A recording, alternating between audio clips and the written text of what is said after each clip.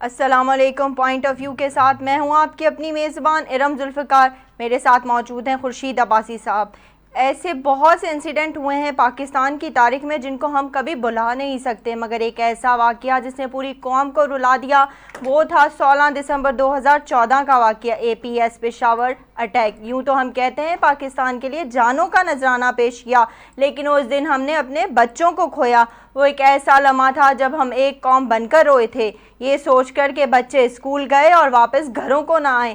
باحیثیت قوم بھی اس واقعے کو نہیں بھلا پائیں گے۔ آج کا شو ان بچوں کے نام جو ہمارے بیچ میں نہیں ہیں، اسی بارے میں ہم بات کریں گے عباسی صاحب سے۔ جی عباسی صاحب، آپ اس واقعے کو کیسے دیکھتے ہیں؟ دیکھیں، یہ واقعہ جو ہے اس ملک کا انتہائی اہم واقعہ ہے۔ اب تک جتنے بھی دہشت گردی کے واقعات ہوئے ہیں اس میں چاہے بڑا نقصان ہوا ہو، کئی واقعات ہوئے ہیں جس میں کئی لوگ مارے گئے، لیکن کیونکہ یہ ایسا واقعہ ہے کہ یہ اس کو کوئی بھول نہیں سکتا، اس لیے نہیں بھول سکتا کہ معصوم بچے بچے تو سب کے ساتھی ہوتے ہیں نا، سب سے پیار کرتے ہیں، ان کو تو ذہن میں نہیں ہے کہ دہشت گرد کون ہے، ان کو پکڑنے والے کون ہیں، وہ تو معصوم ہوتے ہیں، ان کے ذہن میں یہ باتیں نہیں۔ وہ کس فریش انداز سے پڑھنے کے خیال سے گھر سے نکلے، ان کو ماؤں نے اپنے تیار کیا۔ اور آپ نے دیکھا اس وقت جب انٹرویو ہو رہے تھے اس وقت بھی یہ کہا، ایک والدہ نے انٹرویو دیتے کہا کہ آج بچے نے کہا میں آج نہیں جاؤں گا، شہیدوں والے بچے نے ماں کو کہا آج میں نہیں جاؤں گا، میری طبیعت ٹھیک نہیں، میں آج نہیں جاتا ہوں۔ ماں نے اس کو زبردستی نہیں پڑھنا ہے آپ جائیں، اسے تیار کر کے بھیج دیا، وہ بچہ شہید ہو گیا۔ ان کی ماں کے تو زندگی بھر جو ہے اس سے درد نہیں جائے گا کہ بچے کو حوصلہ خیال آیا ہو میں آج نہ جاؤں، میں نے زبردستی بھیجا اور بچہ شہید ہو گیا۔ اس طرح کے بہت سارے واقعات ہیں، بہت ساری کہانیاں ہیں جو اس سے وابستہ ہیں، لیکن ان معصوم بچوں کو گھیر کے اور بالکل بے دردی سے اور بے رحمانہ انداز سے ان کو جو ہے وہاں شہید کیا گیا، ان کو کوئی رحم نہیں آیا۔ اور یہ ایک پاکستان کیا دنیا بھر کے لیے حیران کن واقعہ تھا کہ کیا اس طرح کی دہشت گردی بھی ہوتی ہے کہ آپ ایک معصوم بچوں پہ جو ہے اپنے انتقام کی آگ کو ٹھنڈا کریں اور اس طرح سے آپ اس طرح کے واقعات کریں۔ بچوں کو تو آخر تک بھی شک نہیں تھا ان میں، وہ ان کے ذہن میں یہ تھا کہ ہمیں آخر کیوں مارا جائے گا، ان کے غم کو وہاں یہ چیز نہیں تھی۔ لیکن اس کے ساتھ یہ بڑا واقعہ ہوا۔ اب واقعے کو گزر تقریباً 7 سال گزر گئے ہیں، لیکن آج بھی لوگوں کے ذہنوں میں، عام لوگوں کے ذہنوں میں جو یہ اس طرح کا واقعہ جو چھایا ہوا ہے، لوگ اب بھی غم میں نڈال ہیں۔ ان کے والدین کی کیا پوزیشن ہوگی، ان کے والدین کے جو ہے وہ کیا سوچتے ہوں گے اپنے معصوم بچوں کے بارے میں۔ تو ظاہر ہے کہ انوکھا واقعہ ہوا ہے پورے پاکستان کے اندر اس کے بعد، لیکن ان شہید بچوں کے خون کے صدقے میں یہاں پہ دہشت گردی پہ قابو پا لیا گیا۔ اور اس کے بعد ہمارے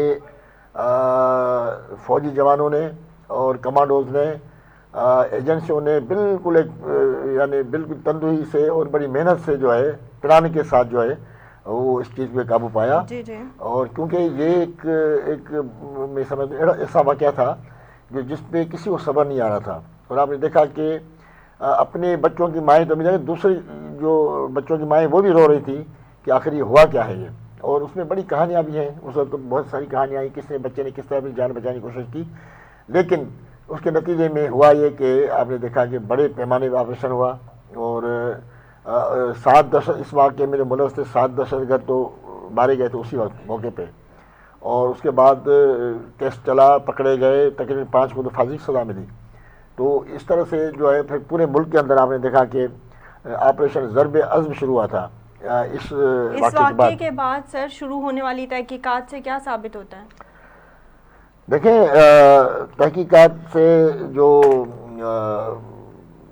نشانات مل رہے ہیں دہشت گردی کے، ظاہر ہے وہ طالبان کی طرف جا رہے ہیں، اور اس وقت کہا بھی تھا کہ طالبان کا گروپ جو ہے وہ بالکل افغانستان سے انٹر لنک تھا، اور وہاں سے آ کے انہوں نے کارروائی کی، اور لوکل لوگوں کی بھی ان کو سپورٹ حاصل تھی۔ تو یہ اس طرح سے دیکھو، اس طرح واقعات سر ہوتے نہیں جب تک کہ لوکل سپورٹ نہ ہو کسی کو، باہر سے کوئی بھی آئے تو لوکل سپورٹ کے بغیر وہ ایسے واقعات نہیں ہو سکتے۔ تو ان کو باقاعدہ پلاننگ کے تحت جو ہے وہ واقعہ ہوا۔ ایک دیوار کا ایک کونا سلیکٹ کیا گیا جہاں سے وہ داخل ہوئے اندر، وہ ساری چیزیں ہوئیں، اور ظاہر ہے کہ اس طرح کے اس کے بعد آپ نے دیکھا کہ اسکولوں میں جو ہے تھوڑے بس سیکورٹی کے انتظامات ہو اس واقعے کے بعد، تو یہ واقعہ اس طرف گیا، اور یہی وجہ ہے کہ جس میں ملزم پکڑے گئے انہوں نے اعتراف جرم بھی کیا، ان کو سزائیں بھی ملی، وہ مارے بھی گئے کئی ان میں سے، تو یہ چیزیں اس طرف گئی ہیں۔ لیکن دیکھیں ایک لمبی ایک لڑائی جو شروع ہوئی جہالت کے دور سے، اور اس وقت جو ہے جن کا آج نام طالبان ہے، وہ کل کے مجاہدین تھے، اور پھر یہ آہستہ آہستہ جو معاملات جو آگے بگڑتے گئے، ان کو سیاسی رنگ دیا گیا، پھر دو ملک ٹکرائے آپس میں، یہ سارے معاملات ہوئے۔ پھر آپ نے دیکھا کہ بیچ میں افغانستان کی جو سابقہ حکومت تھی ان کی پالیسی کیا تھی، ان کی تو اینٹی پاکستان پالیسی تھی، حالانکہ پاکستان نے ان کو پناہ دی، طالبان کو سب کچھ کیا، اور ان کو ایک مدد بھی کی گئی۔ آپ نے دیکھا یہاں سے ہزاروں ٹن جو گندم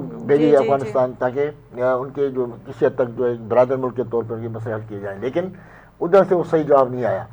پھر آپ نے دیکھا آگے چل کے پھر واپس طالبان آ گئے، لیکن پہلے والے طالبان اس میں تھوڑا فرق محسوس ہو رہا ہے، کیونکہ جو لڑا کا اسٹائل تھا وہ تقریباً ان کا ختم ہو گیا۔ اب کچھ چیزیں وہ بھی ریلائز کر رہے ہیں، اور حکومت میں آنے کے بعد خاص طور افغانستان کے اندر آپ نے دیکھا جو پہلے بار طالبان تھے تو وہاں تو ضروری تھی داڑھی رکھوانا، سب کے لیے کمپلسری تھا، اور بہت سارے انوکھے قسم کے فیصلے تھے، لیکن اب وہ چیزیں ختم ہو گئی ہیں اور بہتری کی طرف جا رہے ہیں۔ تو ظاہر پاکستان اب بھی ان کی مدد کر رہا ہے، اور یہی وجہ کہ اب دہشت گردی کا ہمارے یہاں مکمل خاتمہ ہو چکا ہے۔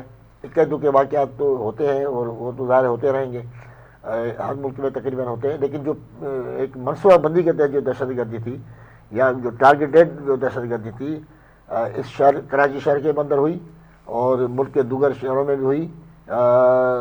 اب آپ دیکھ رہے ہیں کہ جو ایک مجموعی ضرب عضب جب شروع ہوا، اس کے بعد اس کے ٹارگیٹ یہی تھا کہ دہشت گردوں کو کسی بھی صورت میں معاف نہیں کرنا ہے، اور دہشت گردی پہ قابو پانا ہے۔ تو اسی وجہ سے اور کئی گروپ انوالو تھے، بعد میں اس میں تو گروپ در گروپ ہیں، اس طرح کی چیزیں ہیں جو سب آن دا ریکارڈ ہیں، اور وقت کے ساتھ جو ہے محکمہ داخلہ جو ہے وضاحت کرتا رہا ان کے بارے میں۔ تو ابھی بڑا خوشی کی بات یہ ہے کہ اس وقت جو ہے دہشت گردی جو ہے ہمارے یہاں اس کا تقریباً مکمل خاتمہ ہو چکا ہے، کوئی گروپ ایسا نہیں ہے۔ ریاست نے اس دردناک ثانیے کے بعد کیا سبق سیکھا؟ دردناک واقعے کے بعد ریاست نے آپریشن ضرب عضب شروع کیا، جو بالکل پیورلی جو ہے دہشت گردی کے خلاف تھا، اس میں کوئی روک ٹوک نہیں تھی، نہ کوئی اس میں اس طرح کی کوئی چیز نظر آئی ہمیں۔ تو اس سے یہ ہوا کہ دہشت گردی پہ مکمل طور پہ جو ہے وہ خاتمہ ہو گیا، اور اب بلوچستان میں اکا دکا واقعات ہوتے ہیں، اس کا پس منظر کچھ اور ہے، اور خاص طور پہ جو ہمارے جو سرحدی علاقے ہیں، جو ہماری سرحدیں افغانستان سے ملتی ہیں، وہاں کھادات دانے بچھا دی گئیں، اس پہ قابو کر لیا گیا کافی حد تک۔ پہلے لوگ آسانی سے آ جا رہے تھے، اب وہ پہلی بار صورتحال نہیں ہے، وہ ممکن نہیں ہے۔ یہ کیوں؟ یہ سارے جو ہے ان بچوں کی قربانی کے نتیجے میں ساری یہ پلاننگ ہوئی، اور اس میں جو ہے وہ ہمیں کامیابی نصیب ہوئی۔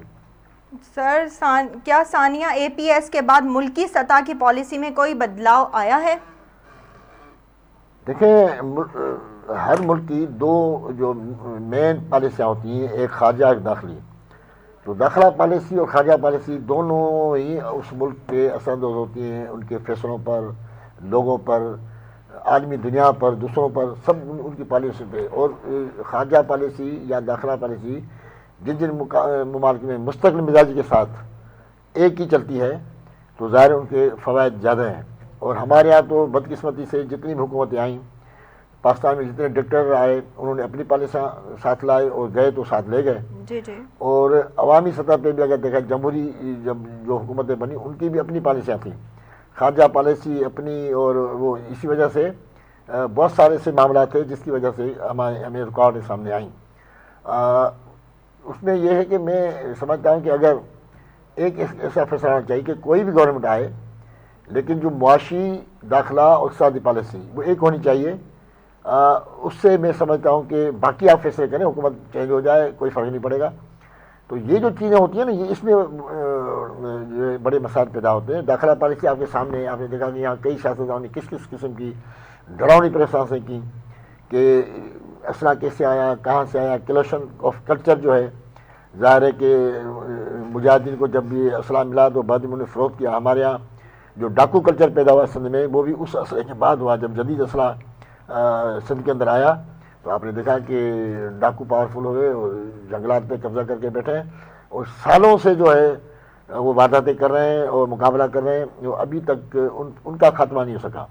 تو یہ جو چیزیں ہیں ظاہر ہے کہ مجموعی طور پہ جو آپ کی پالیسیاں، ملک کی پالیسیاں ہیں، خاص طور میں ابھی جس سرکار خارجہ داخلہ پالیسی، یہ اس کو مستقل مزاجی ساتھ چلنا چاہیے. آپ کی معاشی پالیسی کو مستقل مزاجی ساتھ چلنا چاہیے. آپ کے جو ٹیکس کا نظام ہے اس کو مستقل مزاج کے ساتھ چلنا چاہیے. اس میں چھیڑ چھاڑ نہیں ہونی چاہیے. جب اس میں چھیڑ چھاڑ ہوتی ہے، مداخلہ ہوتی ہے ان پالیسیوں میں، تو اس کے نتائج جو پھر الٹے نکلتے ہیں. جی جو سر، ہمارے جیسے سامنے تحقیقات کی رپورٹ میں یہ آیا ہے کہ سیکیورٹی کو ناکام قرار دیا گیا، اس کے بعد سیکیورٹی فورسز پر سوالات کھڑے ہوئے، ان کے بارے میں آپ کیا کہیں گے؟ دیکھیں، سیکورٹی کی ناکامی کی وجہ سے سیدھی سی بات یہ واقعہ ہوا نا کہ اتنے آؤٹ سائڈر لوگ دن دیہڑے ایک ایسے اسکول میں آ جائیں جہاں پہ یعنی اچھے سے خاندانوں کے بچے پڑھتے تھے. خاص ہمارے جو فوجی بھائی ان کے خاندانوں سے تعلق تھا بچوں کا زیادہ تر. ایک ایسا اسکول جو ہر لحاظ سے مشہور ممتاز تھا، اس میں اگر دن دیہڑے دہشت گردی کی واردات ہو جائیں اور وہ کامیابی سے اسکول میں داخل ہو جائیں، وہ اپنی مرضی سے کارروائی کرتے بچوں کو شہید کر کے نکل جائیں، تو یہ تو ظاہر سیکورٹی ناکامی تو میں نظر آ رہی ہے. لیکن ہمارے یہاں سیکورٹی کا دیکھیں، ہم نے دیکھا کہ ہمارے جب وارداتیں ہو جاتی ہیں اس کے بعد سیکورٹی ہمیشہ الرٹ ہوتی ہے. الرٹ ہونے کے بعد ایسے کئی جو معاملات ہیں جس کو سیکورٹی نے پھر اس کو حل بھی کیا ہے، مطلب بعد میں محنت کر کے. کیا آپ اس واقعے کے بعد ہونے والی سیکیورٹی فورسز کی کارروائیوں سے مطمئن ہیں؟ دیکھیں، دو ہی سسٹم ہیں ہمارے یہاں. ایک جو پولیسنگ سسٹم ہے ہمارے یہاں، پولیسنگ سسٹم میں میں ہمیشہ یہ تنقید کرتا ہوں جب بھی مجھ سے ایسا کوئی سوال ہوتا ہے تو ان کا جو ایک کرائم کا نیٹ ورک ہوتا ہے نا، وہ پولیس میں نہیں رہا ہے، ختم ہو گیا ہے. اور آبادی کا تناسب بھی جو بڑا متاثر ہوا شہروں میں، خاص طور پہ جتنے سندھ کے جتنے چھوٹے بڑے شہروں میں سب میں یہ بڑی تبدیلیاں آئی ہیں. دور دراز سے لوگ، مختلف لوگ جو ہیں وہ شفٹ ہوتے رہتے ہیں اور اسی دوران پھر آپ کا جو جرائم کا نیٹ ورک ہے وہ آپ کا ختم ہو گیا ہے. یقیناً پھر اس کے نتیجے میں یہ چیزیں ہو رہی ہیں. کراچی میں اسٹریٹ کرائم کیوں بڑھ گیا ہے؟ کہ آپ کا نیٹ ورک نہیں ہے. نیٹ ورک ہو تو ظاہر ہے کہ آپ اس پہ قابو پا سکتے ہیں اور کارروائی کر سکتے ہیں. لیکن گشت سے کچھ نہیں ہوتا. کسی بھی دنیا کے آپ جتنے بھی یعنی ترقی پذیر ممالک ہیں، جو بڑے بڑے وہاں میں نے کبھی نہیں دیکھا نہ سنا کہ صبح شام موبائل گشت چل رہے ہیں. اب موبائل گشت جو ہے وہ خالی نفسائی طور پہ لوگوں کو بتانے کے لیے کہ پولیس موجود ہے، خبردار جو کچھ آپ کیے. اب لوگ سمجھ گئے ہیں کہ پولیس کیا ہے. پولیس کو لوگ آزما چکے ہیں. پولیس کا جو تھانہ کلچر ہے وہ کرپشن کی وجہ سے اور بہت ساری چیزوں کی وجہ سے، سفارشی کلچر کی وجہ سے ہمیشہ پولیس واردات ہونے کے بعد پہنچتی ہے. بالکل ایسا ہوتا ہے اور کئی مرتبہ ہوا ہوا ایسا کہ واردات کے بعد پہنچتی ہے. اس کے بعد جو ہے پھر تحقیقات شروع ہوتی ہے. تحقیقات کبھی کامیاب، کبھی ناکام، کبھی بندے پکڑے جاتے ہیں، کبھی نہیں پکڑے جاتے ہیں. اگر پکڑے گئے تو آپ چالان صحیح نہیں بناتے، وہ کورٹ میں جا کے چھوٹ جاتے ہیں. تو یہ ساری چیز ظاہر پولیس کا مرکزی اس میں ایک کردار ہے، کیونکہ پولیس کے پاس ایسا سسٹم ہونا چاہیے کہ جو تھانہ کے حدود ہیں اس میں بالکل پولیس ایس ایچ او کو یا ادھر جو ان کے اسپیشل برانچ ہر تھانے کی الگ ہوتی ہے، ان کو پتہ ہونا چاہیے کہ بھائی اس علاقے میں کون سے لوگ، کس طرح کے لوگ رہتے ہیں. ان کے پاس ساری معلومات ہونی چاہیے. اور دوسری بات یہ دیکھو نا، جو ذہین پولیس افسر ہیں تو وہ تو واردات دیکھ کے سمجھ جاتے ہیں. یہاں جو دہشت گردی کے واقعات ہوئے سندھ کے اندر، تو اس واردات سے ہی کچھ جو تفتیشی ماہرین ہیں، افسران پولیس کے تجربے کار، وہ سمجھ جاتے ہیں کہ یہ جو طریقے واردات ہے یہ فلاں گروپ کا ہو سکتا ہے، یہ فلاں گروپ کا ہو سکتا ہے. کچھ گروپ ہوائی فائرنگ کرتے دہشت پھیلاتے ہیں، کچھ گروپ عملی طور پہ لوگوں کو قتل کرتے ہیں، کچھ گروپ جو ہے دونوں کیے بغیر اپنی وارداتیں کرتے ہیں. تو مختلف وارداتوں کے طریقے واردات یہاں پہ ہوتی رہی ہیں، ان کی رپورٹنگ ہوتی رہی ہے اور اس کی تفتیش بھی ہوتی رہی ہے. اور ہم نے تو کئی اس طرح کی پریس بھی اٹینڈ کی اور اس پہ تحقیقات بھی کی. ایک نئی نئی چیزیں ہمارے سامنے آئی.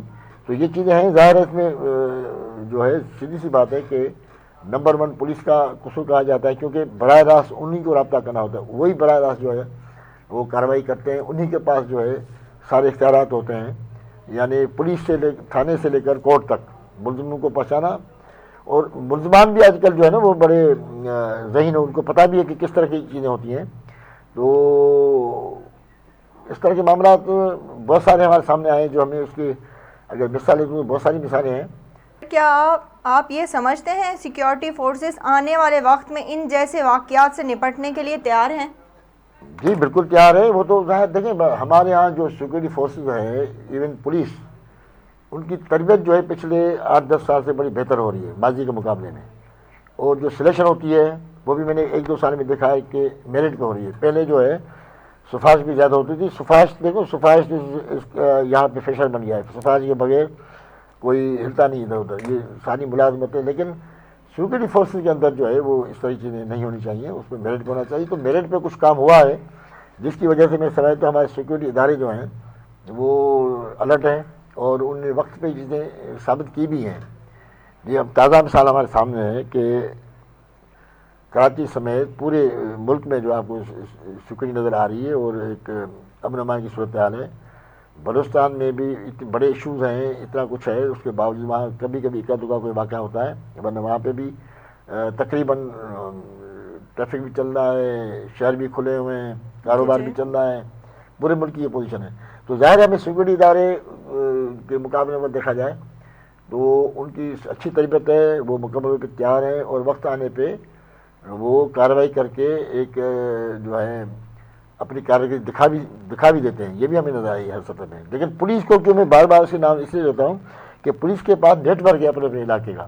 اس لیے پولیس جو ہے وہ ماضی میں آپ نے دیکھا جب کراچی آپریشن شروع ہوا اس میں بھی رینجرز جو ہے ان کے لیے پولیس ضروری تھی. پولیس کے ساتھ ہی رینجرز موومنٹ کرتی تھی شروعات میں. جب ان کے پاس نیٹ ورک نہیں تھا, پولیس کے پاس نیٹ ورک تھا تو وہ اس طرح سے چلتے تھے. تو ظاہر ہے اب سیکورٹی اداروں کے اندرونی لنکس میں آپس میں, اور خاص طور ہمارے جو حساس ادارے ہیں یا ہمارے جو ایسے ادارے جو بالکل ملزمان کا تعاقب کرتے ہیں یا ان کے بعد ایک ریکارڈ ہے یا ایک ان کی نظر ہے, تو اس سے بھی بڑا فرق پڑتا ہے. اور اس سے ظاہر ہے کہ لوگ پکڑے بھی جاتے ہیں. پھر آپ نے دیکھا کہ پورے اس شہر میں بھی اور جہاں جہاں حساس علاقے وہاں پہ کیمرے نصب کر دیے گئے. آج کل ان کی ریکارڈنگ ہوتی ہے, ہر چیز آن ریکارڈ ہوتی ہے. ان سے فائدہ اصل بڑی بات یہ ہے کہ انہوں نے ایک ایسی ایپس بنائی ہے ابھی حال ہی میں, وہ آؤٹ ہوگی, جو پچھلے جب سے پاکستان بنا ہے اگر کسی بندے نے جرم کیا ہے تو اس کا نام آ جائے گا ابھی.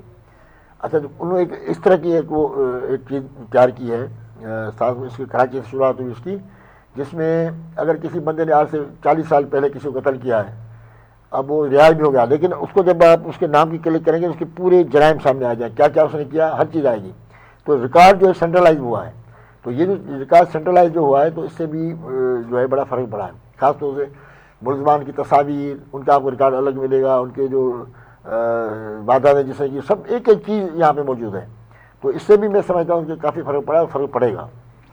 جی عباسی صاحب یہ بتائیں, دہشت گردی کے خلاف جنگ میں نہیں پھونکتی, اس کے نتیجے میں نیشنل الیکشن پلان تشکیل دے کر قبائلی علاقوں سے دہشت گردی کا خاتمہ کیا گیا. آپ اس بات سے کتنا مطمئن ہیں؟